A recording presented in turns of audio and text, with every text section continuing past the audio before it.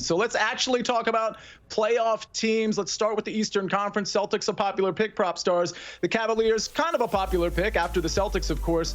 When we're talking about the Eastern Conference Finals, are we talking collision course, Cavs and Celtics, or can someone else sneak in here?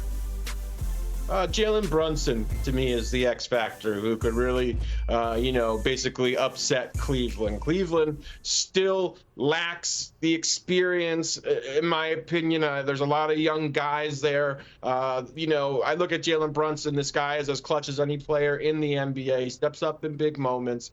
So I look at Jalen Brunson and the Knicks as a potential spoiler to Cleveland, who, the great regular season team. We need to see if that dominance carries over to the postseason. I'm not sure that it's going to. So Boston, absolutely. Boston's the class of the East. I think they're the favorite, maybe even should be a bigger favorite in the East as they're healthy. I think Cleveland has the talent, but I haven't seen them do it in the playoffs. Donovan Mitchell has some mixed results. So, if Jalen Brunson gets hot, the Knicks certainly could play spoiler here.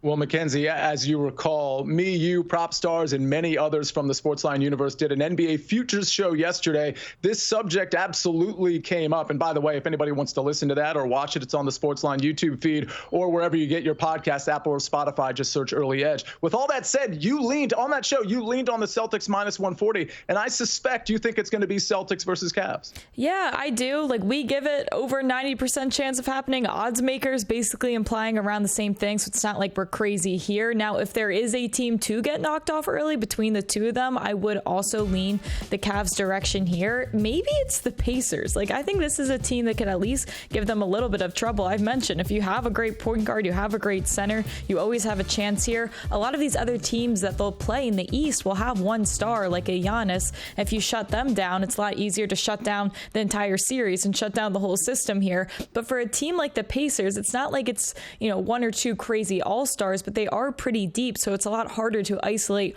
one awesome player, shut them down specifically. So if there was a team to get hot at the right time, maybe it's the Pacers that would take down the Cavs. Well, we started the segment talking about Budenholzer and him getting fired. I did want to mention, by the way, Frank Vogel's probably kind of chuckling a little bit because he was dismissed after 1 year too. But I only bring all that up because we got a couple of teams who recently fired their coaches, PropStarz, the Memphis Grizzlies, the Denver Nuggets. I mean, kind of shockingly in both contexts. Can either of those teams, Denver or Memphis, PropStarz, make a run at this playoff thing? It's not going to be easy.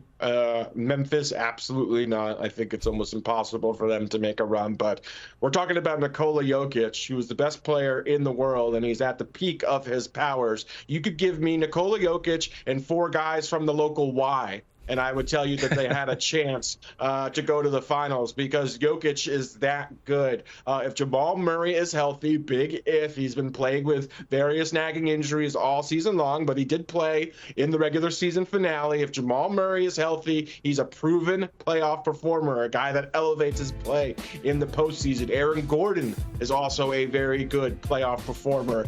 And again, you have the MVP, the rightful MVP, Nikola Jokic. Shout out to SGA, who had a great season, but Nikola Jokic had what is probably the greatest offensive season in NBA history this year. So he's a coach on the floor. And this Denver Nuggets team, despite having the rocky regular season, are still more than capable, in my opinion, of going on a run here. So unlikely, Memphis, no, but Denver certainly has a chance.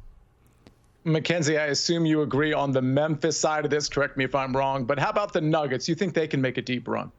Not necessarily. I honestly don't think more than a first round win for either of these. I actually, for Ja, I have a little more optimism of who would be surprised if we see Ja Morant just hit his peak powers and have an awesome series and he eventually just wins one of those first round series. So that's honestly more where my head is as far as technical betting value. Sure, I think you could sprinkle on either of these teams to win the West here, but it's just, this isn't a question, but it's so frustrating for a team like Denver, who would probably be a top 4 seed if they were over in the East. So it's just the dominance of the West that makes this really tough for either.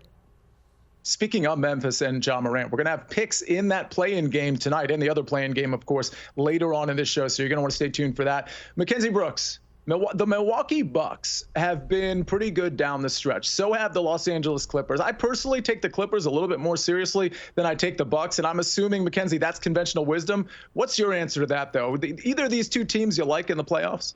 Listen, I've talked about the three shaky pillars of the NBA with the Clippers here, and if you can get a healthy Kawhi playing back-to-backs like we've seen, if you can get James Harden to not have, a mental breakdown in the playoffs, and if you can get like 5-5-5 from Ben Simmons and good defense from him, and all three, this is a tripod we're talking about, okay? We need all three legs. If one of those legs do fall, I do not think they have any shot, but if you can keep all three legs of that tripod up, then they could certainly make a run, and I think worth sprinkling to win the West.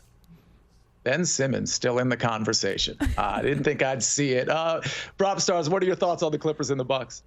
I'm not so sure Ben Simmons is even going to be in the Clippers rotation in the postseason, but I would agree with the other points regarding Kawhi Leonard. Kawhi Leonard is on an absolute tear right now, and I say this cautiously optimistic, knock on wood, but yeah, Kawhi Leonard has been absolutely incredible down the stretch. Of Ika Zubats as well. They're well coached. James Harden is playing great basketball. So if those guys can stay healthy, I certainly think they can go on a run.